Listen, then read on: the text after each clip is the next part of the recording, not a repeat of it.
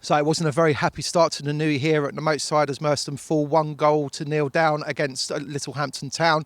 It was a battle near the bottom as well. It was a vital 3 points today, even though it's still only January. But I've been joined by the gaffer, Jamie Decruz. Jamie, yeah, looking at it on paper today, this must have been one of the games that you were licking your lips looking forward to, and unfortunately we've come out on the wrong end of it. Yeah, definitely. Frustrating, really frustrating. I think we could have been here for 3 games we wouldn't have scored today.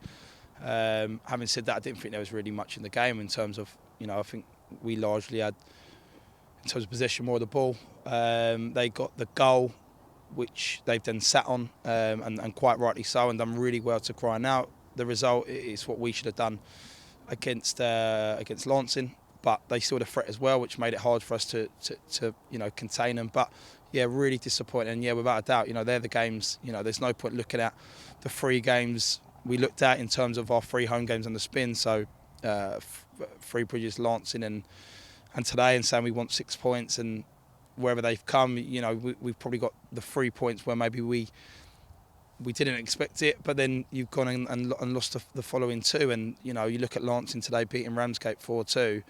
It proves anyone can beat anyone in the league, and that's what we're trying to say to the lads. Like, you're not going to get any game here where teams are going to turn up and not fight for 3 points. There's no poor team in this league, and likewise, we've got to be absolutely at it every game to try and get anything. So, again, I thought we had good phases. I thought we built okay at times, which didn't create opportunities. We had a great header from Tom the first half, which I thought their keepers made an absolute worldie for. If I'm honest with you, I don't think many keepers get down to that. And then half chances, yeah. Yeah, what would be the biggest disappointment in the overall performance, do you think? Is the fact that we gave away possession cheaply quite a lot throughout, or the fact that we didn't create a chance in the second half? I think both. I think both. I can't see how, when we come in, we were really good at scoring goals, and we were really exciting in our play, and I feel like we've lacked consistency in every aspect, consistency in getting the same players out, consistency in terms of players coming back from injuries, just the word consistency in general. I don't think we've been consistent. We've done really well to win the games we've won, and we've got some good points on the board, but ultimately we've got to back that up. We've got to go win 2 or 3 games, or even if you can't win games, go win. I think the best we've done so far is win, and then we drew away to Sevenoaks, and that isn't good enough. And winning, losing becomes habits, all cliche sayings, but they really do. If you start putting a run together, you'll win 2, 3, 4, exactly like Phoenix Sport's done the last month. Okay, they lost today, but that's what happens. But then losing can become a habit as well. And at the moment, we're going win 1, lose a couple, might win 1, lose a couple, and that just isn't good enough. Yeah, maybe turn some of those defeats into draws. I thought maybe we might nick one today, like teams have done against us more recently, but it just wasn't quite to be at the end there. Yeah, the ability to win a game ugly or to nick a point ugly when you're not at it is an art in itself, and that's why the teams who are right up there will do as well as they do, because ultimately, you can have a really poor game and win a game in the last minute. For me, I say this to lads all the time, I feel we've got to be absolutely at it to get anything in these games, and I think we gift wrap teams goals at times. So we can play really well, but we're going gift wrap a goal, and then suddenly they're 1-0 up and they take the points, but we're the opposite. We can't seem to not play quite as well and find a way of winning or picking up points. Sure. I'm going to presume Corey wasn't fit enough to come off the bench today, and obviously Lorenzo, the top goal scorer, Corey's second top goal scorer, both of those potential doubts for Tuesday now. It doesn't look good. Is Will maybe coming back? Or yeah, so Will's away with work. Will's back from next weekend, I believe. So, but then again, Will's could have not played any football for a few weeks. He's a fit lad, so he'd be okay. Corey we probably could have thrown 10 minutes on with Corey, but he wasn't right, and we need to look long term with the games coming up. So we chose not to start Corey or play him at all. That was because we didn't feel he was ready, as much as we would have loved to have chucked him on. Lorenzo is again probably just more of a knock as opposed to anything long term. But yeah, that's where we're at. I'm sick and tired of excuses. We seem to struggle with getting players up to scratch 100%, players being fit, but that's got to change. I've just told that to the lads. There'll be changes this week. There'll be changes moving forward, because we had a great bounce when we first come in, which was brilliant, and I expected that. And then we picked up a few early results. Three Bridges kind of, for me, papered over a little bit of the cracks. I think we're a good team. I don't think we're far off it. I don't think we're miles away off it, but we are a couple plays still short. And until that changes, we are going to be fighting in every single game. And I say fighting, we don't concede a goal today, and it would be interesting because there was nothing in it. They had a long range shot, didn't they, right at the end, which was a great effort, great save from Endo. But yeah, we need more. Yeah, I wanted to mention Endo. I thought special praise for him today because he made 2 or 3 really great saves to keep us in it, even when we were 1-0 down.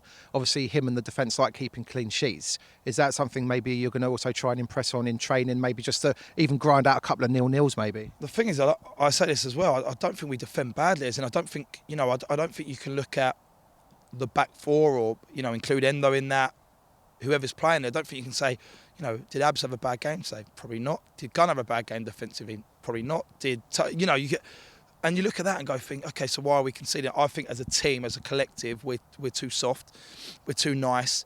Look at their goal today. What's it come out? Like a dubious throw-in, which I thought was ours. It went to them. They've taken it fairly quickly. That's twice now in 2 games. We've switched off from a throw, and he's finished it well, the lad. To be fair, but is that what's defined the game? One moment again. How many times are we going to keep saying that? One moment of naivety, one moment of a lapse of concentration has cost us again. A bit like against Lancing, it was a throw-in, wasn't it? It found the guy in the box and he just tucked it in. Do you know what? Barring, I've got to think carefully here, barring Ramsgate and Cray, who've beat us really well. I look at the other defeats, 6 is it? Could be 7 after today. So look at those 5. I look at today, okay, lapse of concentration, Lancing, lapse. Sittingbourne, we're in the game, 60 minutes gone, and we, Endo's, like I agree with you, has been brilliant, makes a couple of mistakes, and we gift wrapped him the game. You can keep going around. I keep thinking, like, are we being well beaten? Ashford United, we're in the game with 10 minutes to go, we're winning 2-1, we can see 2 late goals. We're in games. That's good. We're in games. We're not getting beaten heavily. We're not losing games heavily. We're in games, but at the moment it seems that we're being defined by small margins, and until that changes, questions will continue to be answered of us, because we're not far away from going a couple wins on the spin, but until it happens, it counts for nothing. One final question to end on a positive note. Billy Oram's surgery went really well on the 2nd of January. Have you spoken to him since he's come out, and when do you expect him maybe back on the pitch? Yeah, I mean, firstly, thank you everyone at Merstham for the donut. I mean, even I thought it was a little bit out of target, trying to equate £4,000. We've gone over that. In fact, we've gone over that. So, I mean, he still had to pay a bit towards it, but nothing he would have got in terms of the NHS. So, Bill's been annoying me every day because he's off work for a month. And he will be back, we hope, within the next 6 weeks. We're not going to rush him. It could be 8 weeks, it could be longer, but we're not going to rush him. But, as I keep saying to Bill, we haven't even played half the season yet, and Bill's massive for us. And yeah, we hope he comes back, and like I said, we can try and build him back in. We aren't going to rush him back. As great of a player he is, it'd be stupid on our behalf. The surgery went really well. They found a bone in his knee hanging loose, which, as from a previous operation, and they think that might have been where a lot of the pain was. So they fixed everything up. So yeah, we're quite optimistic about Bill, but we certainly need to do better from now on in. And Bill's a brilliant player for us, but we can't be a one-man team. No, absolutely. Well, listen, boss, for Merstham TV, thanks for joining us again. We'll be here on Tuesday, backing you and the boys all the way as ever. Let's go get a win Tuesday. Nice one. Cheers, lads. Brilliant. Thank you.